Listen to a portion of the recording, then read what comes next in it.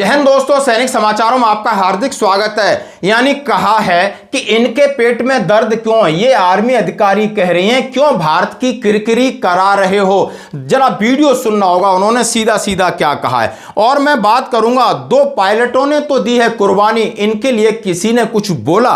और बात करूंगा, वेतन आयोग पूरी ईमानदारी से और निष्पक्षता से काम करेगा, आखिर ये किसने कहा है। और बात करूंगा, एक गाड़ी का टायर फटा, जवान की हो जाती है मौत। और मैं दोस्तों बात करूंगा पुलिस की। साहब पुलिस को इतना मत बेचो, हेड कांस्टेबल होशियार सिंह के सुसाइड नोट ने हिलाया पुलिस विभाग, आरआई पर वसूली के आरोप। आप देख सकते हो कि ईमानदार आदमी को किस तरह नौकरी करना दूभर हो जाता है। तो आइए दोस्तों, सबसे पहले मैं ये वीडियो आपको दिखाना चाहूंगा। और ये हैं यूएस आर्मी के अंदर हैं, इंडियन हैं, चौधरी मैडम हैं। ये क्या कह रही हैं कि हमारे देश में आखिर हो क्या रहा है।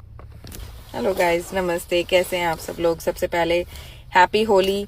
आई नो आप सब लोग खेल चुके हैं, मैं थोड़ा लेट हूँ। और लेट होने की वजह थोड़ा सा ये भी है, इस बार मेरा मन नहीं हुआ त्योहार मनाने का। मतलब त्योहार था, आपको पता है मैं यूएस में रहकर भी अपने सारे त्योहार मनाती हूँ, बट इस बार मन नहीं था। बहुत कुछ चल रहा है इस टाइम ऑल ओवर वर्ल्ड में, और मुझे समझ नहीं आया कि मैं किस तरह आप लोगों से बात करूं। मैं एंटी मुस्लिम नहीं हूं। सबसे पहले मैं इस वीडियो में आपको ये बता दूं, मैं एंटी मुस्लिम नहीं हूं। मेरी बेस्ट फ्रेंड शी इज मुस्लिम। जैसे ईद का वो वेट करती थी, मैं भी करती थी, क्योंकि मुझे पता है ईदी मुझे भी मिलेगी, शीर खाने के लिए मुझे भी मिलेगी। सो मैं एंटी मुस्लिम नहीं हूं। और मैं कट्टरवाद के खिलाफ हूं, चाहे वो हिंदू हो, चाहे वो मुस्लिम हो, चाहे और कोई धर्म हो। यहां सिर्फ बात यह है कि मैं नहीं चाहती किसी भी रीजन से इंडिया के लोगों का मजाक बनाया जाए, जो कि बन रहा है वर्ल्ड वाइड। शायद आप लोगों को वहां बैठ के समझ नहीं आ रहा, लेकिन जहां मैं अभी हूं वहां से मैं बहुत कुछ देख सकती हूं। प्रोटेस्ट किए जा रहे हैं इंडिया में जगह जगह। मैं मानती हूं कि आप लोग रिलीजियसली बहुत हर्ट हैं इस टाइम, मैं उस पर किसी तरह का कोई कमेंट नहीं करूंगी।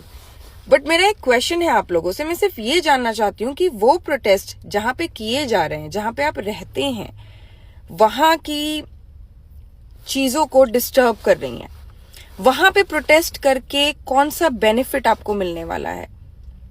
आप जिस भी स्टेट में रहते हैं, आप उसकी स्टेट गवर्नमेंट से डिमांड कर रहे हैं, किस चीज की? वो लोग क्या करेंगे? वो लोग कहां इन्वॉल्व थे? और जहां पे एक्चुअली ये सब कुछ हुआ है ईरान में, जहां पे एक्चुअली उस लीडर को मारा गया है और सच सच कंट्री की वजह से, वहां के लोग सेलिब्रेट कर रहे हैं। सो आई डोंट अंडरस्टैंड। लाइक जहां पे वो इंसान मारा गया है, अगर वो इंसान सच में बहुत अच्छा था, तो वहां के लोग सेलिब्रेट क्यों कर रहे हैं उसके मरने पे? ऐसा क्यों? सो प्लीज थोड़ी आंखें खोलिए, थोड़ा बड़ा सोचिए। इंडिया को वर्ल्ड वाइड बहुत रिस्पेक्टफुली देखा जाता है, उस रिस्पेक्ट की धज्जियां मत उड़ाइए please. Think big, be safe. जहां रहते हैं उस कंट्री से प्यार करें, लोगों को ये कहने पे मजबूर ना करें जिस कंट्री से आप प्यार करना चाह रहे हैं वहां जाकर रहें।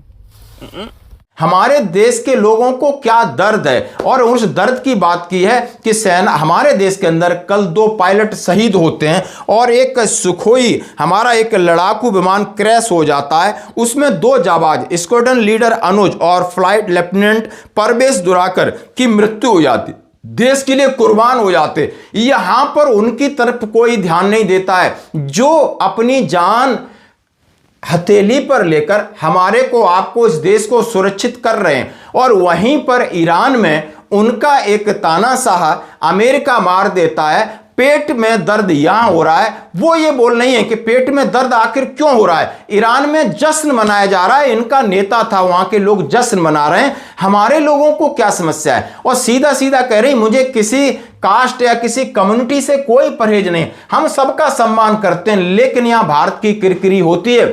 यूएस के अंदर वो काम कर रही हैं, आर्मी के अंदर वो कह रही हैं कि यहां के लोग कहते हैं कि भारत क्या मीडिया कुछ भी बोलने लगता है, जनता कुछ भी बोलने लगती है? क्या इतनी फ्रीडम आपको चाहिए? जहां देश की प्रतिष्ठा दांव पर लगा दो, जहां सैनिकों का बलिदान आप दांव पर लगा दो, यहां छाती पीटने से कुछ नहीं होगा। उन्होंने कहा यदि आप कुछ कर सकते हो तो ईरान जाइए, कुछ कर सकते हो ईरान जाइए, और सभी लोग इसकी प्रतिक्रिया दे रहे हैं कि नहीं, इनको ईरान भेज देना चाहिए। तो आप इनके वीडियो से कितना सहमत हैं, और इनको ईरान भेजना चाहिए या नहीं? क्योंकि यहां पर इतने जाबाज शहीद हो रहे हैं, इनके ऊपर एक कोई भी भगवान का नाम लेकर उनकी शांति के लिए भी अपील नहीं करता है। तो आखिर इनकी क्या है देशभक्ति? इस पर प्रश्न चिन्ह, और हमारी भारत देश की गरिमा पर कहीं न कहीं ये लांछन लगाने वाला काम है, स्पष्ट रूप से कर रहा हूं। अब मैं बात करूंगा, वेतन आयोग ने कहा है हम पूरी निष्ठा से काम करेंगे। पहला बयान, यानी इसके ऊपर लोग कमेंट्स कह रहे हैं, और डॉक्टर मंजीत पटेल ने कहा है कि देश के लाखों सरकारी कर्मचारी पेंशन भोगी आज 8th पे कमीशन की अध्यक्षा महोदय की ओर उम्मीद भरी निगाहों से देख रहे हैं। लगातार बढ़ती महंगाई, जीवन यापन की कठिनाइयों के बीच कर्मचारियों को आशा है यह आयोग केवल औपचारिक वेतन वृद्धि तक सीमित नहीं रहेगा, बल्कि उनकी वास्तविक जरूरतों को समझेगा। कर्मचारियों के सबसे बड़ी अपेक्षा है कि वेतन संरचना ऐसी हो जिसमें वो अपना सम्मानजनक जीवन और सुरक्षित जीवन सुनिश्चित कर सके। कमेटी, हम लोग सब कमेटी मेंबर्स आज आपके सामने हैं। आज से हमारा काम शुरू होगा। कमेटी को ऐसे टास्क दिया है कि हम लोग एसेस करेंगे क्या रिक्वायरमेंट है, ये सब पहले हम एसेस करके हम एक ड्राफ्ट बनाएंगे। इसके लिए हम पब्लिक कंसल्टेशन करेंगे। पब्लिक कंसल्टेशन के लिए हमने हमारे कमेटी के टू कमेटीज़ बनाई है, सब कमेटीज़। उसमें पब्लिक कंसल्टेशन के लिए लोग जाएंगे और एक ड्राफ्ट बनाने वाली कमेटी। फिर दिल्ली में भी हमारी मीटिंग्स होगी, वहाँ भी हमने ऑफिस एस्टेब्लिश किया। कमेटी को ऐसे टास्क दिया है कि हम लोग एसेस करेंगे कि क्या रिक्वायरमेंट है, ये सब पहले हम एसेस करके हम एक ड्राफ्ट बनाएंगे। इसके लिए हम पब्लिक कंसल्टेशन करेंगे। पब्लिक कंसल्टेशन के लिए हमने हमारे कमेटी के टू कमेटीज़ बनाई है, सब कमेटीज़। उसमें पब्लिक कंसल्टेशन के लिए लोग जाएंगे और एक ड्राफ्ट बनाने वाली committee.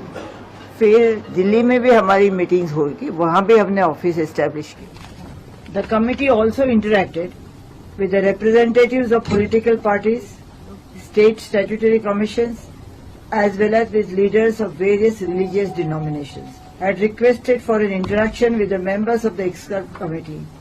This interaction was held on members as well as chairpersons of both the Law Commission and the expert committee were present. The committee has painstakingly taken into account all shades of opinions and looked into the various statutes and uncodified laws, including the statutory framework in select countries. Besides, the committee has tried to understand the finer nuances of the various customary practices that prevail in different parts of the state. It gives me immense pleasure to inform you महंगाई के साथ संतुलन बनाए रखे। Pension भोगियों को भी उम्मीद है कि उनकी पेंशन में मौजूदा विसंगतियों को दूर कर अच्छे तरीके में ले जा पाओ। उन्होंने डीए की बात कही, तमाम चीज़ों की बात की, और हमें आपसे पूरी उम्मीद है। 8वां वेतन आयोग की अध्यक्षा रंजना प्रकाश देसाई का पहला बयान जो बहुत चर्चा में, पूरी ईमानदारी और पारदर्शिता से काम करेंगे और कर्मचारियों को अधिक फायदा दिलाएंगे, ये कमिटमेंट है जो वायरल हो रहा है। तो दोस्तों, उम्मीद है महिला हैं, घर गृहस्थी की जानकारी का पता है कि एक बहुत सारी लिमिटेशंस होती हैं जो जॉब करता है उसके साथ, और उसी के अपने सैलरी और पेंशन के आसपास उसकी ज़िंदगी होती है, उसकी प्लानिंग होती है। तो ये भली बात ही समझ सकते हैं। तो इनका ये वीडियो भी आप देख सकते हो। अब मैं बात करूंगा दोस्तों सीधा कि एक जवान हमारा गाड़ी का टायर फटने से, आप देख सकते हो दिल्ली कटरा एक्सप्रेसवे पर स्विफ्ट गाड़ी का टायर फटने से वीरवार को सेना का जवान हिमांशु कौशिक 24 साल का था, मृत्यु हो गई। वह बहादुरगढ़ के गांव देसलपुर का रहने वाला था, गंगानगर में पोस्टेड था। अंबाला से दिल्ली सेना के काम से जा रहे थे और जासोर खेड़ी गांव के पास हादसा हो जाता है। हिमांशु कौशिक का अंतिम संस्कार राजकीय सम्मान के साथ किया गया। वह सेना में फुटबॉल खिलाड़ी के तौर पर भर्ती हुआ था। वो अनमैरिड थे। हिमांशु फुटबॉल के अच्छे खिलाड़ी थे। 3 भाइयों में सबसे छोटे थे। तो दोस्तों, एक जवान और कहीं सरकारी काम से जा रहा है, गाड़ी का टायर फट जाता है और ये उसकी चपेट में आ जाता है। अब मैं बात करूंगा पुलिस विभाग की। इसमें आपको देखना होगा कि मध्य प्रदेश के नीमच से ऐसी एक खबर आई है, वहां पर एक हेड कांस्टेबल का खुद डीजीपी के नाम सुसाइड नोट लिखकर जान देता है। कहना है कि पुलिस को इतना मत बेचो कि ईमानदार नौकरी न कर पाए, पूरे सिस्टम की नैतिकता पर बड़ा प्रभाव। आप ये देख सकते हो, हेड कांस्टेबल होशियार सिंह के सुसाइड नोट ने पूरा पुलिस विभाग हिला दिया और आरआई पर वसूली के आरोप लगाए। आप जैसे उन्होंने कहा है कि पूरा सिस्टम ही पूरा खराब हो रखा है, एक ईमानदार व्यक्ति कैसे नौकरी कर सकता है। नीमच की कनावटी पुलिस लाइन में हेड कांस्टेबल होशियार सिंह ने आला अधिकारियों पर प्रताड़ना, भ्रष्टाचार के गंभीर आरोप लगाते हुए जहरीला पदार्थ खाकर अपनी जिंदगी समाप्त कर ली। 3 पन्नों के सुसाइड नोट में उन्होंने रक्षित निरीक्षक RI Vikram Singh Bhadauria, head constable Praveen Tiwari पर निशाना साधते हुए कहा कि पुलिस लाइन में ड्यूटी लगाने, रोजनामा लिखने 5 से 10 हजार रुपए की अवैध वसूली रोज होती है। 50 वर्षीय होशियार सिंह ने नोट में अपना दर्द व्यक्त किया। लिखा कि ईमानदार आदमी का नौकरी करना अब दूभर हो गया है, मुश्किल हो गया है और यहाँ पर हर बात पर, हर काम के लिए, हर जगह के लिए आपको पैसे देने होंगे। मृत हेड कांस्टेबल की बेटी अर्पिता ने कहा, पिताजी का ऑपरेशन हुआ था, लगातार परेशान चल रहे थे, जानबूझकर उनकी ड्यूटी लगाई जा रही थी। पिताजी ड्यूटी को कम करने के लिए बोल रहे थे और वहीं पर इसका शिकार हो गए और उन्होंने अपनी जीवन लीला समाप्त कर ली। तो आप ये पुलिस के कामकाज के ऊपर आपकी क्या है प्रतिक्रिया? आप देख सकते हो कि सिस्टम के अंदर सांस लेना मुश्किल है। हम लोग बहुत सौभाग्यशाली हैं, कम से कम फौज के अंदर ईमानदारी की रोटी खाते हैं, ईमानदारी की तनख्वाह लेते हैं और सच ही सुनते हैं, सच ही बोलते हैं। यदि 10% उसमें से हमें कहीं न कहीं वो समय की जरूरत के हिसाब से कुछ ऊपर नीचे होता है, वो अलग बात है। लेकिन आज भी फौज में कम से कम जो जीवन जीते हैं वो किसी महात्मा से कम नहीं है। धन्यवाद दोस्तों।